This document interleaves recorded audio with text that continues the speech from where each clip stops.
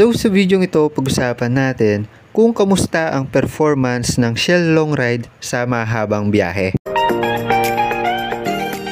By the way, yung pupuntahan po pala natin ay Monasterio de Tarlac, Lobruno. So base sa Google Maps, halos 2 hours yung magiging biyahe natin doon from dito sa Pampanga. Okay na? Alright, let's go! So ngayon lang po ulit tayo makakapag-rides after 2 months. Yung huli po natin is sa La Union pa. At gamit pa natin nun si Pindot, no? Sakto pala yung huli nating change oil is kailan lang? 2 days ago lang.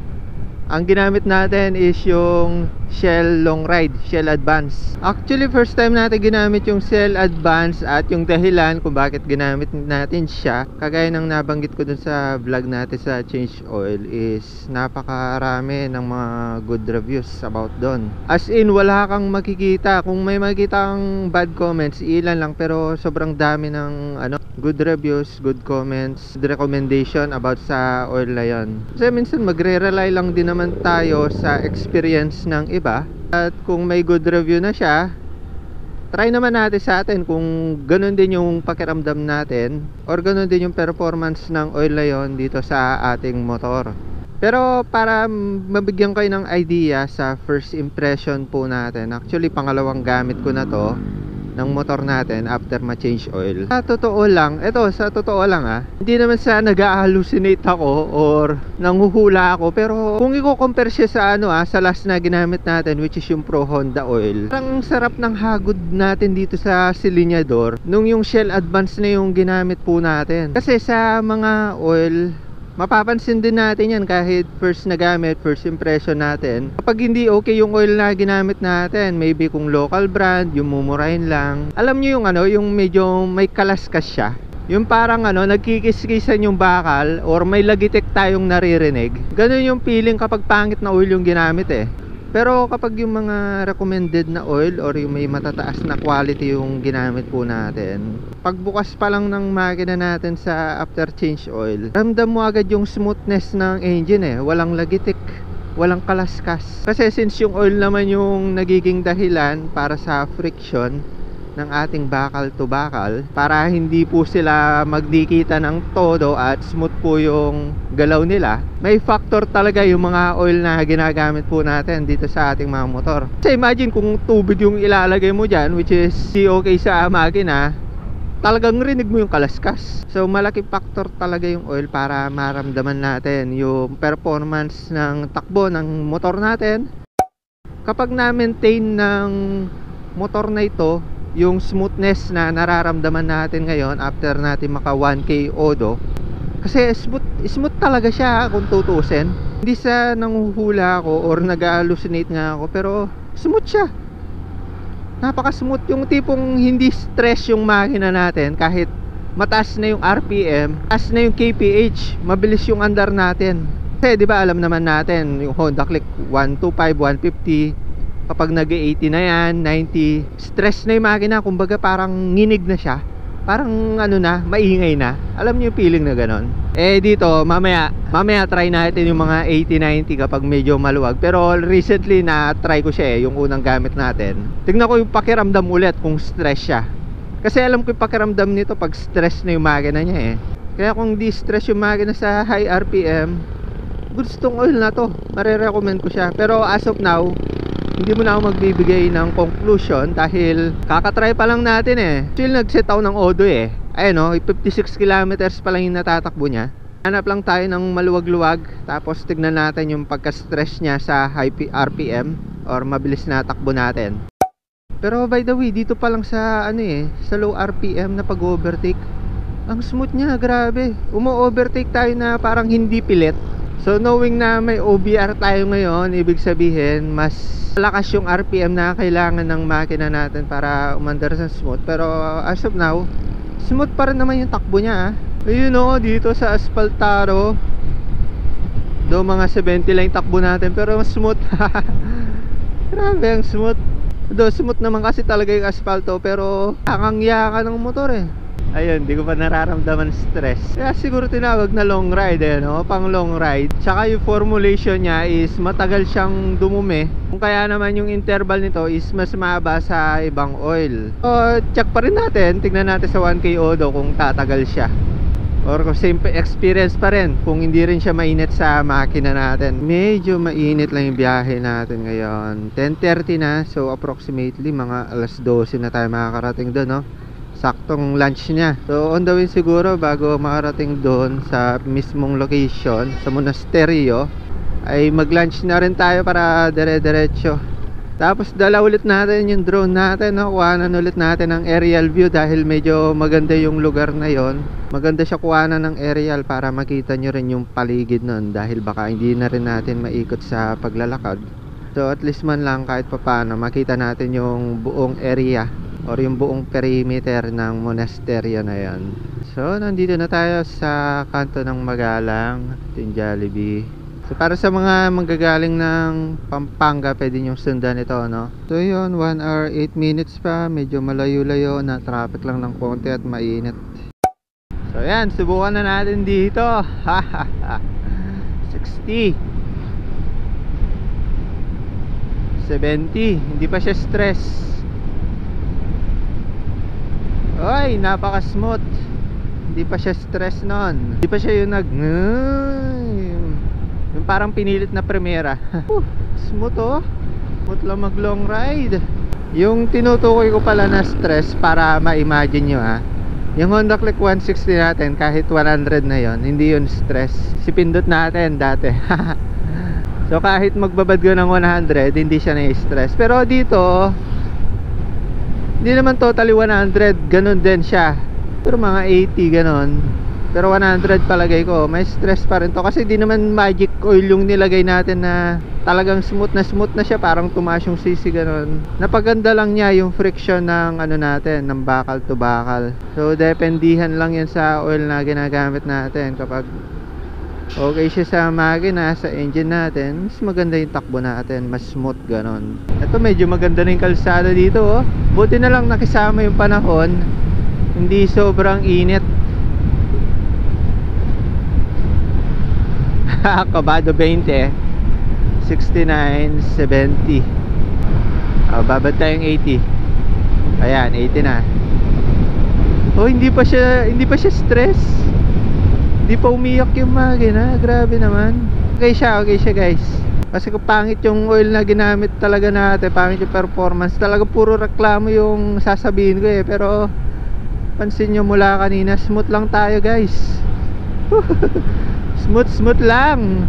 Ayan, palabas na tayo ng Arco ng Pampanga. Papasok na po tayo ng Tarlac. First impression, maganda. Shell Advance long ride.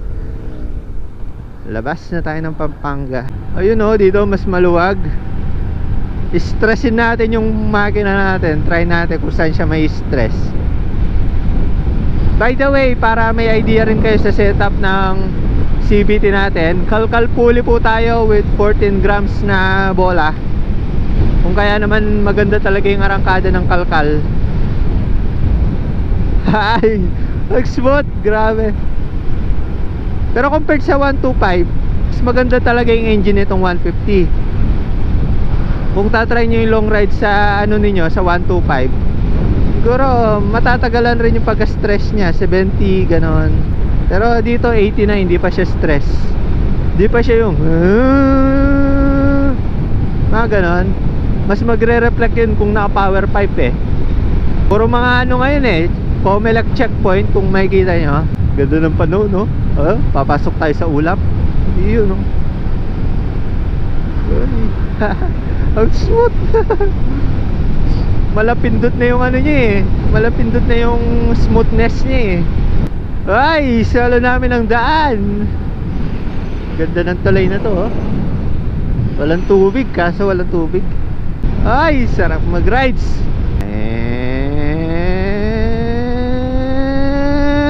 Hindi yata match. Pang big bike yun pang big bike.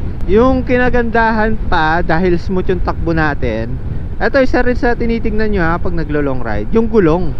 Kapag malambot yung gulong nyo, Kahit anong ganda ng setup nyo, ng CVT nyo, ng oil na nilagay nyo, pangit yung andar nyo. Alam nyo yun, yung malagkit siya sa kalsada, ang hirap i-maneuver, tas medyo babagal ka rin. Eh ngayon, dinagdagan ko ng konti, nilagpas ko sa minimum niya, which is 33. Ginawa kong 35 kasi may OBR tayo eh, or may angkas tayo. Kung kaya naman yung lapat niya sa kalsada talagang hindi siya malagkit. Ang cons lang nun, kapag lubak, ramdam natin yung lubak. Pero dahil hindi naman tayo dumaan sa Bulacan or dadaan sa Bulacan, okay lang yung ganito. Wala ba stoplight to? Ay, wala siya stoplight. Okay, sige. Pakiramdaman. Okay. Sige, liko ka na. Tapos diretso tayo. Yun, nagamit yung ultra instinct ni Goku. Pag tatagpi-tagpiin mo yan eh, kailangan mo pagtagpiin para alam mo kung saan ka mag-go, or hintayin mo pa sila, or hinto ka na, mga ganun bagay. May video ko nun about sa ultra instinct. Kailangan alam mo yung galaw ng bawat sasakyan. Pero gayon pa man, may mga ibang cases na hindi mo maulaan yung galaw, kaya doon na nangyayari yung aksidente. Yung minsan biglang liko, biglang may haharang, bigla kang ikakat, ganon. Naka-intercom din pala kami ngayon, kaya naka-music kami. So ito yung ginamit din namin ng La Union. Ito yung super budget meal na 2K. Dalawa na. So far hindi naman siya hindi naman siya mukhang local na parang pangit yung quality. Kahit papaano naggamit naman namin siya sa purpose niya, which is makapakinig ng music, makapag-usap. Di naman din kasi ako yung tipo na gusto ko yung branded lahat, as long as nagagamit mo siya.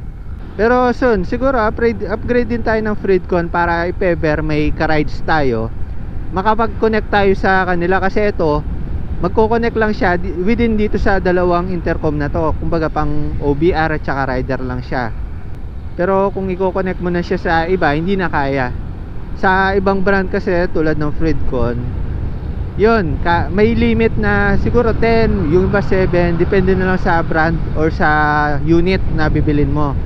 Pero hindi naman napapadalas yung group ride natin, tsaka madalang lang naman. So okay lang naman kahit ito muna yung gamitin natin.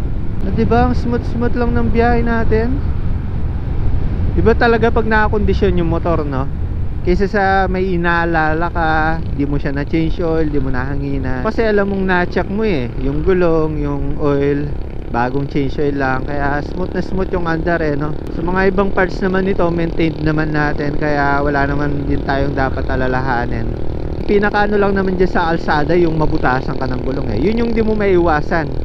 Kahit na bago pa yung gulong mo, kung talagang nakatsyempo ka ng pako, ng matulis, ng tutusok sa gulong mo, wala kang magagawa dyan. Importante dapat may dala ka rin na pampasak, which is meron tayong dala syempre. Ready tayo dyan. Tsaka panghangin, yung Xiaomi, yung dipindot lang. Yun, buti na lang na-connect na dito sa intercom yung natin, Google Maps. Kahit wala tayong cellphone sa harap natin, which is yung phone holder natin, tinanggal ko. Kasi yung bolts nito maikli, so kailangan kong bumili ng mahaba para maipit ko siya dito.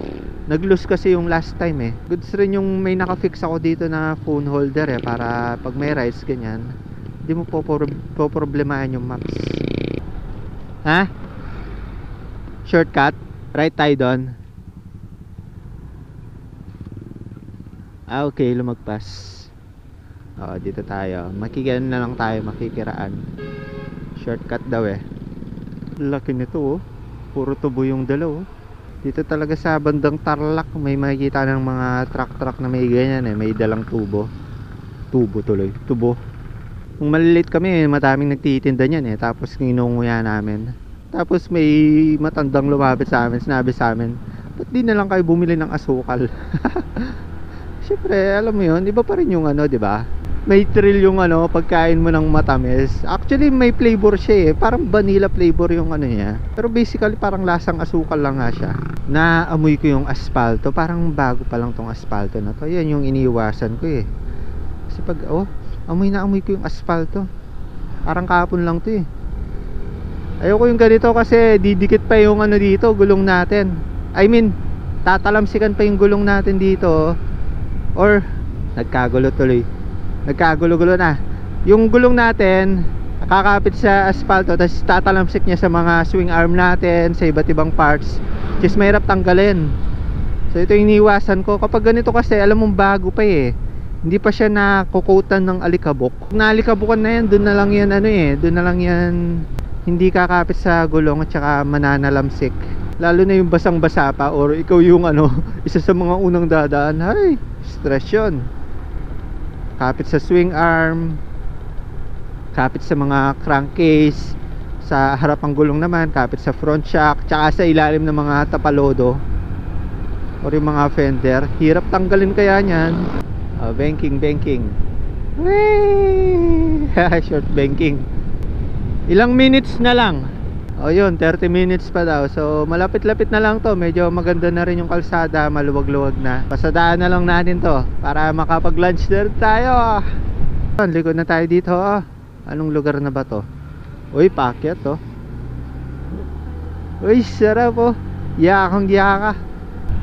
Uy, kanto, alalay. Tas banking ng konti.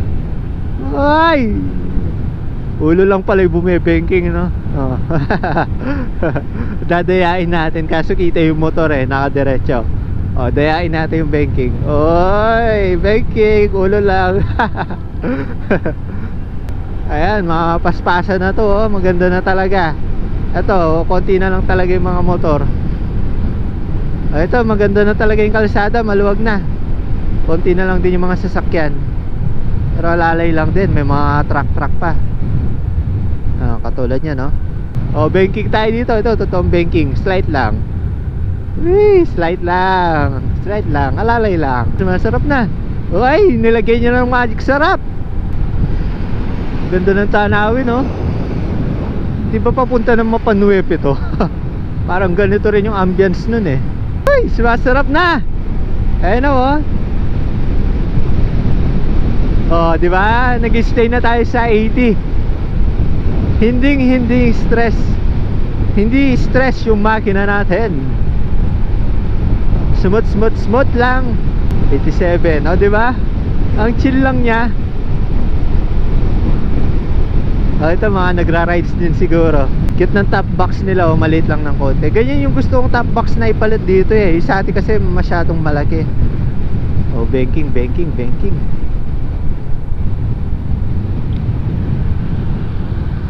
Ito pa, meron pang isang banking. Slight lang. Uy, sarap. Diba? Sarap na yung biyahe pag malapit na. By the way, di ko pa pala na-upload yung top overhaul natin ito. Isa rin yun sa dahilan kung bakit smooth na yung mga biyahe natin ngayon. Successful yung top overhaul natin guys, dahil may tama, nagkaroon ng tama. Pero doon ko na lang explain lahat. Medyo detailed yung explanation natin doon sa top overhaul. Kaya naman kung magta-top overhaul kayo, reference yun guys. Grabe, ang ganda ng kalsada dito Yung tipong maganda yung kalsada, tas wala pa masyadong sasakyang kasabay. Uy, baking! Ay, sarap! Paano yung mga 3 degrees? Pagkatapos natin na stress sa traffic, di ba? Nakapag-enjoy tayo sa mga ganitong kalsada, mga banking, mga asfaltado na walang lubak. Wala kasing trail yung kalsada kapag puro diretso lang baka top speed yung gawin mo ganito, nalilimit pa rin kahit pa paano yung speed mo. Also, alam mo yun, naitutumba mo ng konti yung motor. Hindi naman naitutumba talaga, konti lang. Kasi may tamang pag-slide may tamang pag-kurba. Need kasi yung tamang pag-kurba, lalo na sa mga ganito. Uy, taas nito Uy, sarap nito. Akit niyan tayo. Diba? Masarap, grabe. Banking! Uy, sarap. Uy, saan na to? Saan na tayo? Nice. The more na mabilis yung takbo mo, the more na kailangan mo siyang i-banking para ma-maintain yung tindig ng motor mo at hindi ka mag-slide. Parang sa mga sa mga big bike. Pero tayo alalay lang. Para konting banking lang tayo, alalay lang sa speed. Pag di mo kasi binanking yan, tapos naalanganin ka, nagpreno ka, biglang mag-straight yung motor mo kahit hindi mo ini-straight. Kumbaga matatanggalan yung pagka-banking mo, kaya naman magdedire-diretso ka, ma-out of way ka nun. Kaya lalay lang sa mga banking. Enjoyin nyo lang yung kaya nyong i-enjoy, katulad ng ginawa natin, di ba? Nasulit natin yung mga banking ng with safety pa rin. Ang taas. Hirap na yung taas nito, guys. Grabe, tignan natin kung smooth. Ayan, matetest talaga natin yung oil natin dito no. Ayun yakang yaka. Hay, yakang yakan, taas nun. Taas nun tignan nyo side mirror. Turn left. Ayun, we'll have Moriones. Left. Dito. Ano po yun? Donation. Donation. Ito na lang, boss, wala kaming okay na yan. Thank you. Ay, taas. Ito, ramdam ko stress yung motor natin. Paket Tapos yung gas natin bumaba. Ewan ko kung bumaba dahil paakyat, pero tignan natin pag nagpataga. 1 bar na lang ba tayo? Hindi tayo napagpagas. Magkano, boss? Magkano? 20. Ito na ba yon? Ano sabi dito? Motorcycle to Monasterio, turn left. Ito ako, park straight ahead. So left tayo, Monasterio. Nice, ang taas. Hahaha, motorcycle parking. Taas, grabe. Dito tayo niyan.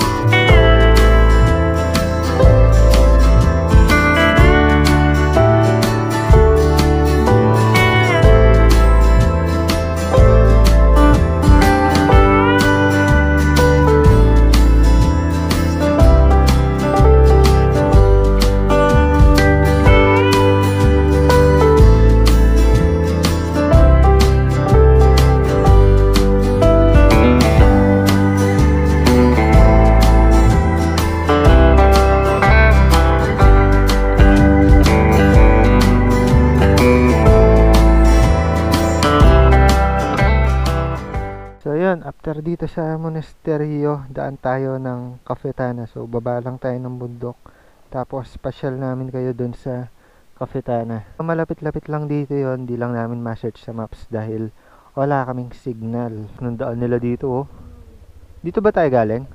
Ayun sige, kaya, dahan-dahan lang para hindi mabigla. Ayun, kit na. Punta lang kaming Cafetana, guys, balikan namin kayo.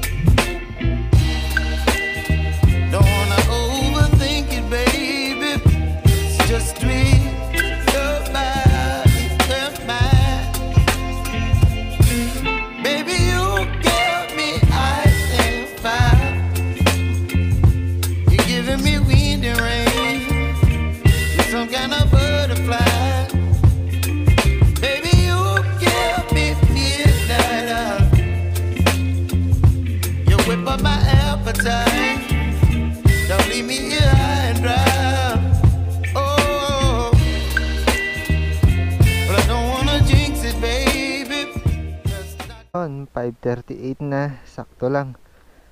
At least di tayo ginabi. Pauwi na po tayo ngayon. So, mga 2 hours ulit yung biyahe natin. Hindi ko na siya i-document sa inyo kung ano yung dinaanan natin kanina.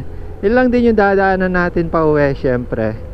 About pala sa masasabi natin sa oil or sa performance ng motor natin gamit yung Shell Advance Long Ride. Para sa conclusion natin, napakasarap, napaka-smooth, wala tayong naging aberya at hindi stress makina natin kahit sa mga paakyat at mabibilis na RPM or mabilis na andar. Also sa free wheel, kagaya nito oh, sarap. So yun lang muna para sa video na ito. Uy, tarik nito. The more click, the more you know. Pasyal sa Tarlac, Monasterio de Tarlac, at saka Kapitanan Tarik. Hindi ako mapagbabay. Tarik! Ah!